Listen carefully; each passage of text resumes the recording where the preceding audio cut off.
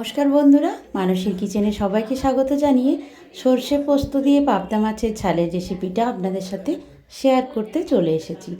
আসুন দেখে নিই কীভাবে বানিয়েছি আমি সর্ষে পোস্ত দিয়ে পাবদা মাছের ঝাল। এখানে আমি 6টা পাবদা মাছ নিয়েছি। এটা বাজার থেকেই ভালো করে কাটিয়ে পরিষ্কার করে এনেছি।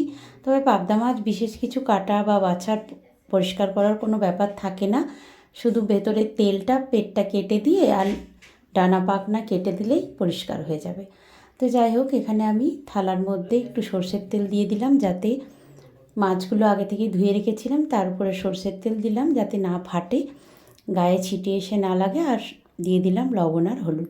এবার খুব ভালো করে এটাকে মাখিয়ে, হাতের সাহায্যে মাখিয়ে কিছুক্ষণ ম্যারিনেট হতে রেখে দেব। এটা যতক্ষণে ম্যারিনেট হবে ততক্ষণে আমি বাকি উপকরণগুলো করে নেবো রান্নার। এখানে দেখুন, সর্ষে 2 চামচ নিয়েছি, পোস্ত 2 চামচ নিয়েছি। এটাকে একটু শুকনো ঘুরিয়ে নেব। তারপর এই ছোট্ট একটা উপকরণে স্বাদটাই পুরো চেঞ্জ হয়ে যাবে। এই যে 2টো রসুন দিলাম আর 3টে কাঁচা পাকা লঙ্কা দিলাম। এই রসুনটা দেওয়ার জন্য এর স্বাদ কিন্তু একদম অনবদ্য হয়ে যাবে। এইভাবে সর্ষে পোস্তর সাথে যদি 2 পিস রসুন ভালোভাবে বেটে নেন তাহলে এর স্বাদটাই চেঞ্জ হয়ে যায়। তো যাই হোক, সর্ষের তেল গরম করে আমি প্রথমে 3টে মাছকে ভেজে নিলাম। 3টে পাবদা মাছকে ভেজে নেওয়ার পরে একটা পিঠ উল্টে দিয়ে আবারও একটা পিঠ ভালোভাবে ভেজে নিচ্ছি। এইভাবে মাছগুলো যখন ভাজা হয়ে যাবে, বাকি ব্যাচের মাছগুলো মানে আরও 3টে মাছ যেটা থাকবে সেগুলোকেও আমি এই একইভাবে ভেজে নেব।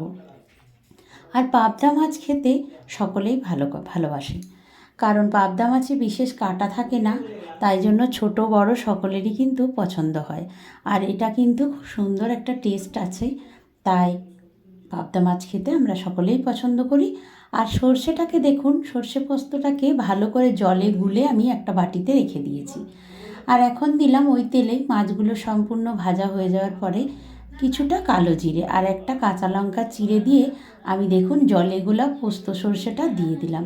আর এই যে তলায় পড়ে আছে জলের বাটির নিচে যে খোসাগুলো, সেগুলোকে বাদ দিয়ে দিচ্ছি। আপনারা চাইলে ছেঁকে নিতেও পারেন, তো ছাঁকার থেকে এইভাবে দিলে কিন্তু এটাও ভালো হয়। পেটের পক্ষে খুবই ভালো এই খোসাগুলো আলাদা করে দিলে। যাই হোক, তেলে আমি সামান্য কালো জিরে আর কাঁচা লঙ্কা দেওয়ার পরে আমি সম্পূর্ণ জলে গোলানো বাটনাটা দিয়ে দিলাম, মানে পেস্টটা। তারপর আমি এটাকে কিছুক্ষণ ফুটিয়ে নিয়ে দেখুন হলুদ আর লবণটা দিয়ে দিলাম আর সামান্য একটু চিনি দিয়ে দিয়েছি। এবার কিছুক্ষণ ফুটিয়ে নেওয়ার পরেই কিন্তু মাছগুলো দেবো। সাথে সাথে মাছগুলো দিলে মাছগুলো খুব বেশি নরম হয়ে যাবে আর তাতে করে পরিবেশনের সময় অসুবিধা হবে, ভেঙে যাবে মাছগুলো। তাই মাছ বাটনাটাকে কিছুক্ষণ ফুটিয়ে নেওয়ার পরে, মানে ঝোলটাকে কিছুক্ষণ ফুটিয়ে নেওয়ার পরেই আমি মাছগুলোকে দিয়েছি। এবার এইভাবেই কিছুক্ষণ ফুটিয়ে নিয়ে যতটা পরিমাণ ঘন আপনারা রাখতে চান সেটা রেখে তারপর গ্যাসের ফ্লেমটাকে বন্ধ করে দেবেন। আপনারা আপনাদের পছন্দ মতো ঘনত্বটা রাখবেন। আমি যতটা পরিমাণ পছন্দ করি সেটাই রেখেছি, কারণ এটা ভাত দিয়ে খাওয়া হবে, একটু পাতলা রেখেছি ওই জন্য। আর 2টো কাঁচা লঙ্কা চিড়ে বা ভেঙে দিয়ে দিতে হবে, এর সেন্টটা মানে গন্ধটা খুব সুন্দর লাগে, তাই 2টো কাঁচা লঙ্কা দিয়ে দিলাম। আর এরপরে একটু নাড়াচাড়া করে দেখুন বেশ ঘন হয়ে এসেছে, আর এর থেকে বেশি কমাবো না ঝোলটা।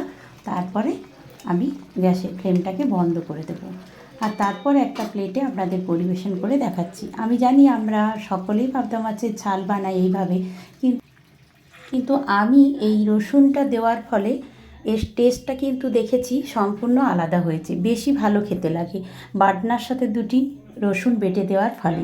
আপনারাও আমার মতো করে অবশ্যই বানাবেন, আর কেমন লাগলো আপনাদের কমেন্ট করে জানাবেন, তাহলে আমার বেশি ভালো লাগবে আপনাদের কেমন লেগেছে জেনে।